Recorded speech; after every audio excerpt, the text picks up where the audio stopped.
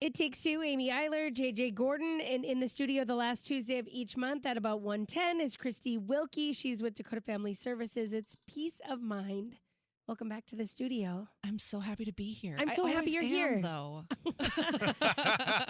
Now, is this your therapy? Like, can we just... Yes. This is it. This is it, and I love it. We love that for you. Thank you. We also love that you are here. JJ brought up an interesting topic that you and I often joke about. Yeah, we do. But is it really a thing? Okay, so Christy and I have this thing where like we talk about love hangovers. And a love hangover is like when you've been with your friends and you're having a lot of fun and then like it's gone and everybody goes back home and you have to go back to reality and then like you have a little bit of a hangover like feeling. A friend hangover. A friend hangover. Yeah. Is that a real thing? Yeah. It is a friend hangover. Is there like a medical term for it? It's like a post-event letdown. I mean, there's a lot of sure. a lot of colloquial sort of terms that we use for it. Nothing that's in the DSM. Okay. But it's pretty common though to talk about like a post-event letdown where you're looking forward to something like even like a race, like we talk about it in the marathon community a lot, where you like build up to a race and you're like training and you're purpose filled and you hit all those little milestones and it just releases all this dopamine in your brain. And the same goes for any big thing, a vacation, an event, a wedding. It's like all of those things that you're doing to plan and looking forward to it releases dopamine in your brain. And then that's all the feel good stuff. And so then when it's over, some people should be like, oh, that was so great. Like we should feel good. And instead people are like, I don't feel good. I feel the opposite of good. I feel bad because your brain's kind of got used to having a little bath in the dopamine. Right. And now it's all kind of gone and those chemicals aren't as active. Yeah, we were talking about that one day on the air because we were reading an article that was like, you actually are happier planning your vacation than you are on your vacation or when you come back from. Oh, yeah. My dad and I have always talked about how like the Thursday before vacation, or even like that's why Thursday is my favorite day of the week because it's like all the build up to the weekend, and then you just but yeah, it's like it's that planning piece and all those little things that go into it and thinking about it, and even if you think about the last time you had a big event, like how much time do you spend thinking, oh, how great is this going to be, or how fun is this concert going to be, and then it's there and you're enjoying it, and then it's just kind of like this solid letdown from the buildup. We talk about dopamine a lot. I feel like that's a very buzzworthy word right now. Yeah. Don't you think? I think it's probably buzzworthy because people talk about it a lot in the context of like social media and like getting those little bursts of dopamine. 20 people liked my post. Yes. Boom. Instant gratification. Yep. Right? Okay. So how does like the average person understand dopamine? It really is the feel good stuff in your brain. So like if you if we want a lot of it but not too much. Correct. You don't want to be over dopamined. But like even people will talk about like if you go out and you drink a lot, right? And and then the next day there's like they call it hangover anxiety or whatever it is.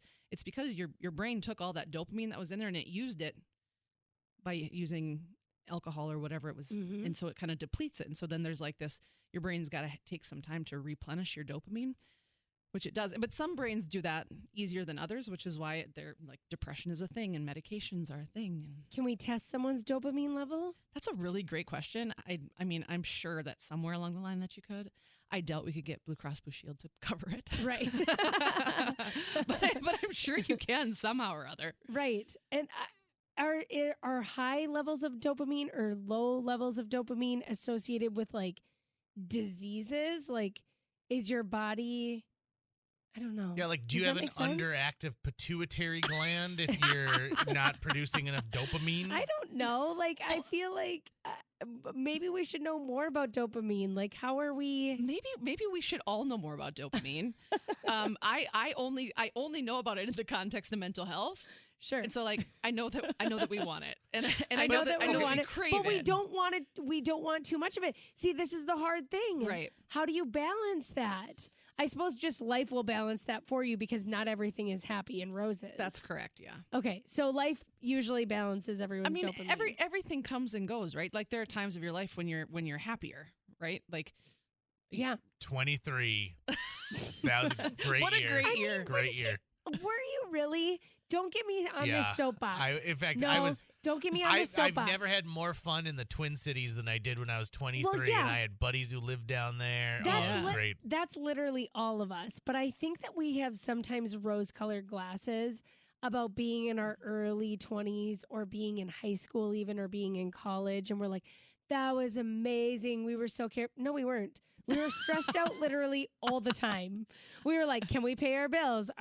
Do I have the right job? Oh my gosh, I need to get this done. Like, we had these moments, these nights of really funness. But I feel like sometimes early 20-year-olds and high school students and even college students for that matter, like, don't get that validation they need sometimes because so many people romanticize what it's like to be that age. I think that's true with nostalgia in general. Like, you look back on your life and we're more programmed to remember the really happy times or the really sad times, things that you can connect an emotion to without realizing that most of our days were just okay. Right.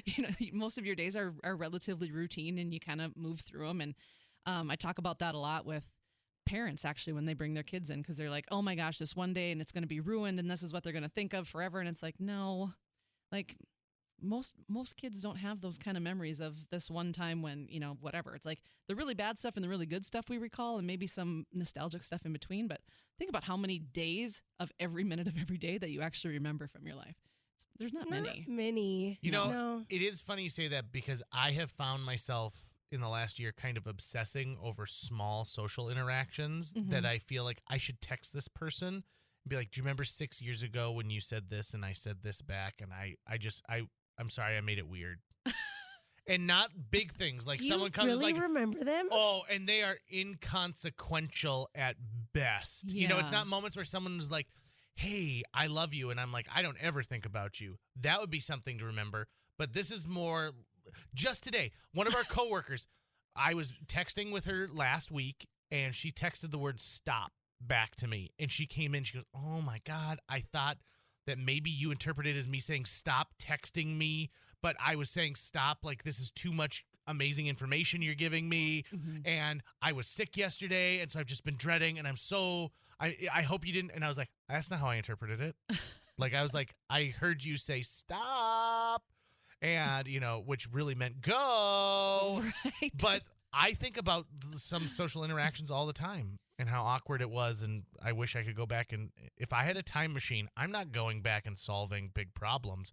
I'm going back so that when I ran into my second grade teacher at the grocery store, I didn't accidentally call her Evelyn.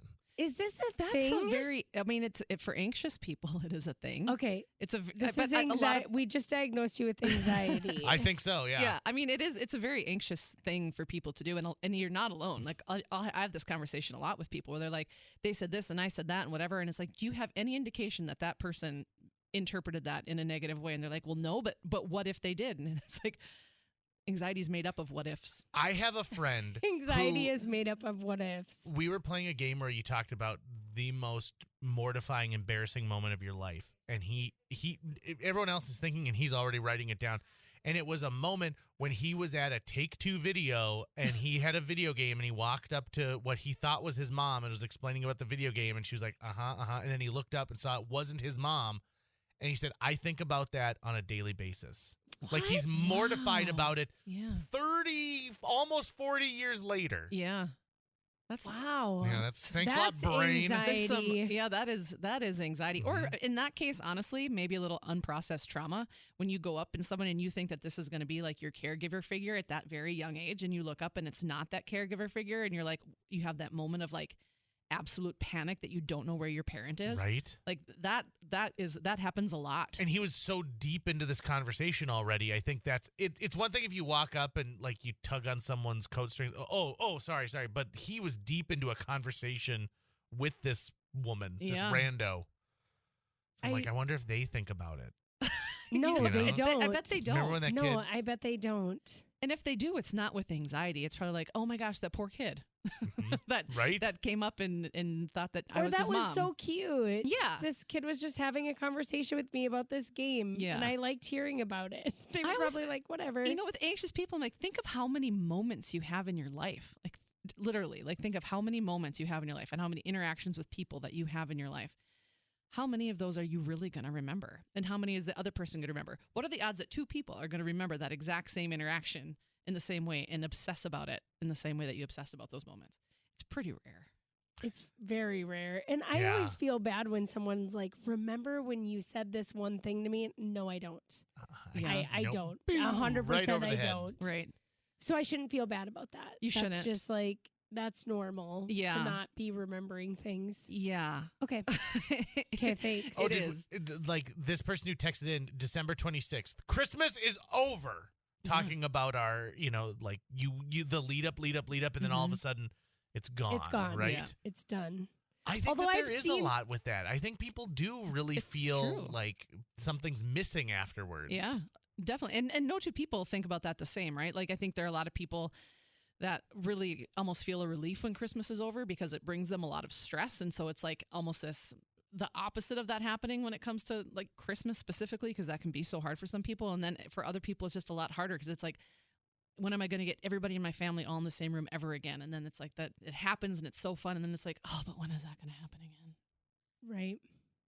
So that's when you plan something else. That's when you start So this is your sign to plan something. Yeah. This is your sign that if you need a little bit more dopamine, start planning something. Yeah. Plan something or Plan something. I imagine sort of reliving it can help too. So if Yeah. you went to the Bahamas and you got a keepsake, you took some photos, look at those things and like share it with somebody else. Be like, I took this great trip. Let me tell you about blank. For sure. And that's what you can do even if for friends, like if you want to help out your friends and family, say, oh, tell me about your holiday. Tell me about your vacation, any of those things. Or, people will go back and watch their wedding videos and they're like, aw, remember when that happened? Oh, that's so cute. Or it's super cringy. I don't know. I don't know what your aesthetic was for your wedding. Who's that man? Yeah.